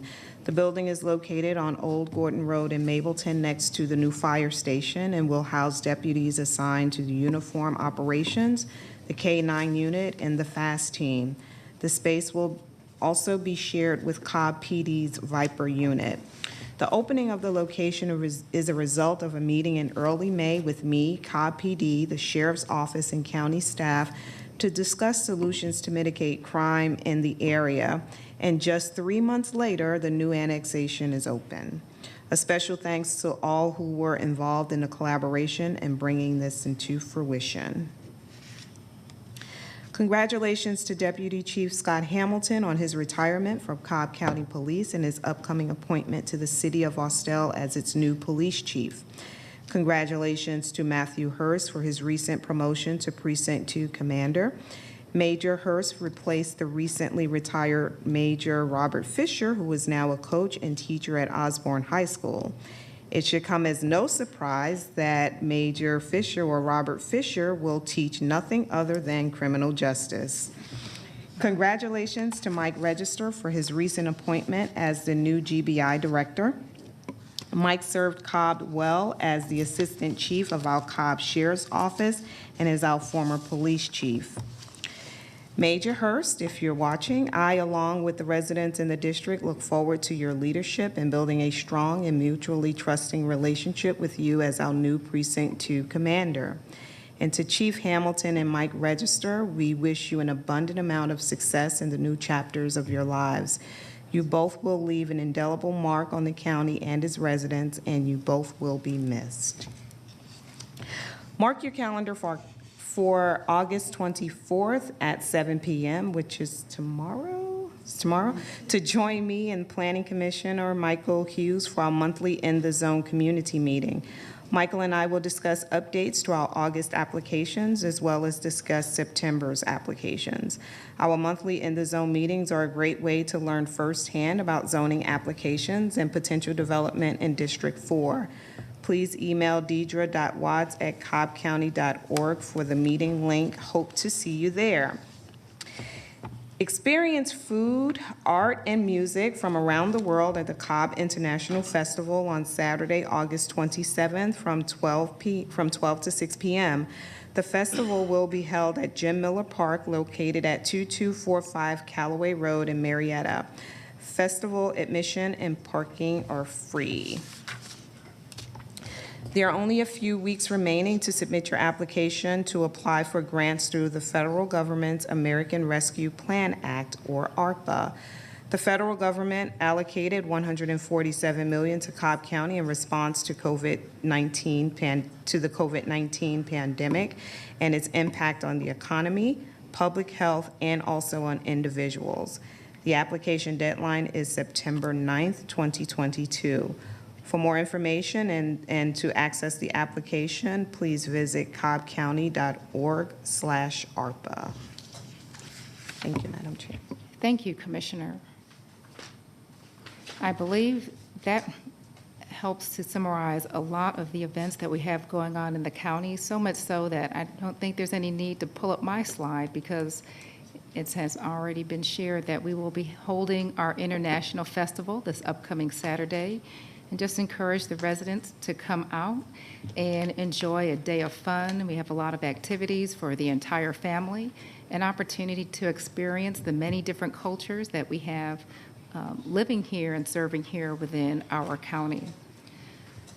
Speaking of living and serving, I did want to speak to a lot of the comments today with respect to our code amendments. That's also been addressed by commissioners here today. There have been some assertions that it is government overreach to address sanitation, and this is a service that is authorized to be provided or that can be provided by local government, as has been articulated within our state constitution and also within our state code. And residents can refer to our Georgia Constitution, Article 4, Section 2, Paragraph 3A2, and also refer to our state code, Sections 12-8-20, to learn more about the county's authorization to provide local sanitation service. Because we are authorized to be able to provide certain services doesn't necessarily obligate us to do so. But we are compelled as leaders of this county to address public issues that are brought to our attention by our constituents. And there have been multiple meetings, including the town hall meetings, and multiple emails that sanitation has been shared as a concern. Litter has been shared as a concern. And it is our desire to address this public policy matter through our code, which we have authorization through the state to be able to provide. Again, as I stated in my earlier comments, that the commissioners are very sensitive to our small businesses, and we've heard from a number of haulers, and we are desiring to make sure that we are considering their concerns and their operations as we consider the proposed, not the confirmed, not the decided upon proposal. It is a proposal that is still in draft form. And this is why we have meetings and public comment to take back that consideration so that we can modify our code in a way that reflects the concerns of the commissioners, of our citizens, and also of those that speak during our public comment. So I am appreciative of people who are pointing out the issues with the code. I can't iterate enough that this does not have to be, nor should it be, an adversarial process. We are taking into consideration the feedback so that we can, again, address everybody's concerns as best as possible, and we are certainly listening. So with that, I thank you for tuning in tonight. I thank you for those that have stayed here for our meeting, and I hope that you have a great rest of your evening. Our meeting is now adjourned.